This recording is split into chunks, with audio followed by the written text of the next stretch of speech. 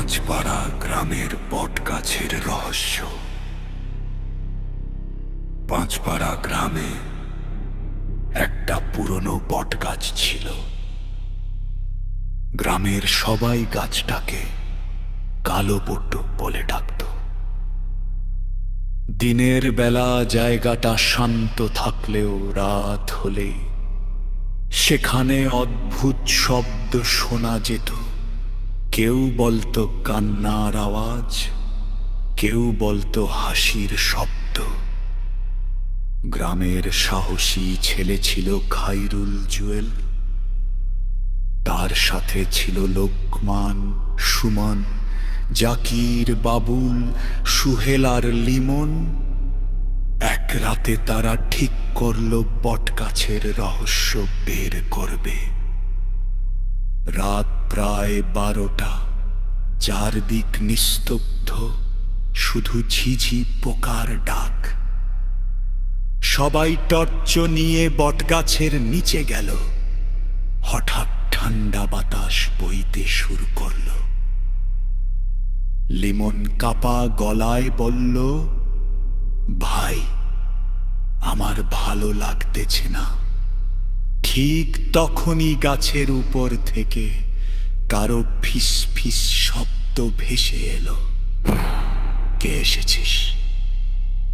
সবাই ভয়ে পেয়ে গেল, কিন্তু খাইরুল জুয়েল সাহস করে সামনে এগিয়ে গেল। টর্চের আলো ফেলতেই দেখা গেল সাদা কাপড় পরা এক ছায়া গাছের ডালে বসে আছে। বাবুল চিৎকার দিয়ে দৌড় দিল। সুমন আর জাকিরও ভয় পেয়ে পিছিয়ে গেল, কিন্তু খাইরুল দাঁড়িয়ে রইল। সে বলল, তুই মানুষ না ভূত? হঠাৎ ছায়াটা গাছ থেকে নিচে নামলো। চারদিকে কুয়াশা ছড়িয়ে গেল। সুহেল কাঁদতে কাঁদতে বলল, ভাই, চলেন এখান থেকে। ঠিক তখন ছায়াটা অদ্ভুত হাসি দিল। তারপর বলল, অনেক বছর আগে আমাকেও এ গাছের নিচে মেরে ফেলা হয়েছিল। এই কথা শুনে সবাই জমে গেল।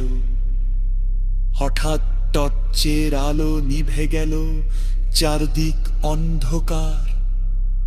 কিছুক্ষণ পর আবার আলো জ্বলতেই দেখা গেল গাছের নিচে কেউ নেই, শুধু মাটিতে পুরনো একটা লাল কাপড় পরে আছে।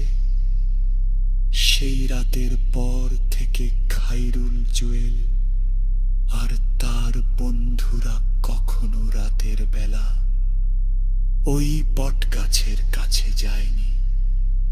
কিন্তু আজও মাঝরাতে পাঁচপাড়া গ্রামের মানুষ বলে, বটগাছের নিচে নাকি এখনো কেউ ফিস ফিস করে বলে, কে এসেছিস?